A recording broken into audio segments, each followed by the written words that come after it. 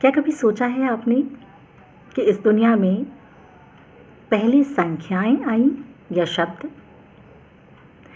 हिंदी के मूर्धन्य कवि नरेश सक्सेना जी के अनुसार इस जहान में पहले संख्याओं का जन्म हुआ और इसी विषय पर उनकी एक बड़ी ही खूबसूरत कविता है संख्याएं।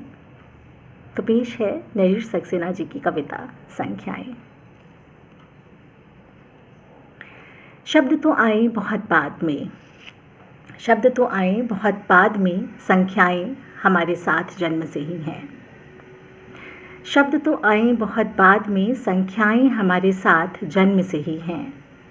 गर्भ में जब निर्माण हो रहा था हमारी हड्डियों का, गर्भ में जब निर्माण हो रहा था हमारी हड्डियों का, रक्त कणों और कोशिकाओं का, साथ साथ संख्याएं भी निर्मित होती जा रही थीं। हमारी देह की इकाई की वो संख्या है जिसमें समाहित हैं सारी संख्याएं।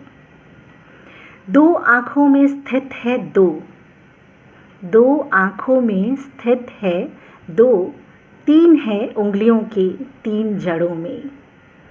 हृदय के हिस्से हैं चार और पांच का निवास पांच उंगलियों में है। आगे की सारी संख्याओं को देह में तलाशना बहुत मज़ेदार खेल है। नौ को तो अमर कर गए कबीर, नौ को तो अमर कर गए कबीर कि नौ द्वारे का पिंजरा तामे पंछी पौन। मुझे तो बहुत चकित करती है ये बात कि देह की संख्याएं 8 की संख्या निर्धारित करती है। मुझे तो बहुत चकित करती है ये बात कि देह की संख्याएं 8 की संख्या निर्धारित करती हैं, क्योंकि 8 तरह से ही मुड़ती है ये देह। इसलिए तो कृष्ण कहलाते हैं अष्टावक्र।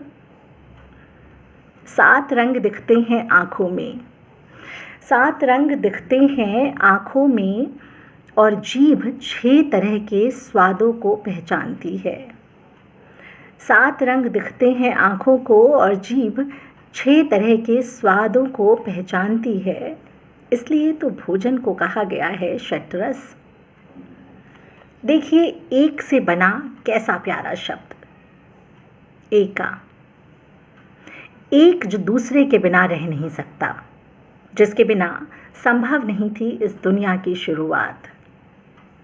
मैंने तो शुरू में ही कही थी ये बात कि संख्याएं शब्दों की पूर्वज हैं। शब्द तो आए बहुत बाद में और आते ही चले जा रहे हैं। शब्द तो आए बहुत बाद में और आते ही चले जा रहे हैं, जबकि संख्याएं सब की सब आ चुकी हैं। क्या कोई नई संख्या बता सकते हैं आप?